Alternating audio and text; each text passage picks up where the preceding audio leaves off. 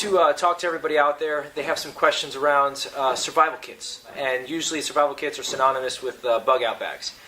And it could be a survival kit or emergency kit that you stash in your car for your everyday traveler or everyday commuter.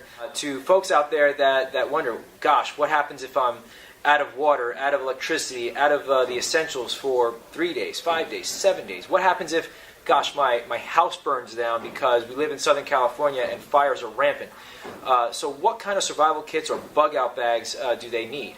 So we're having a one evening course where it's academic in nature, and we're going to go ahead and talk about 3 types of bug out bags or survival kits. One would be your 24-hour kit. What would you need to put in your car or travel with you in a 24-hour situation?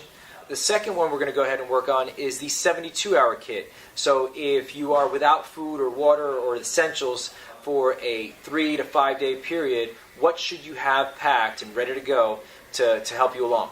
And then the last one we kid is the zombie apocalypse kit, where basically if you are having to abandon your home, whether the unfortunate happens through fire or this or that, we're going to go over your survival kit and what you need to survive at length in this kit. So join us for our bug out bag or survival kit class coming up here shortly.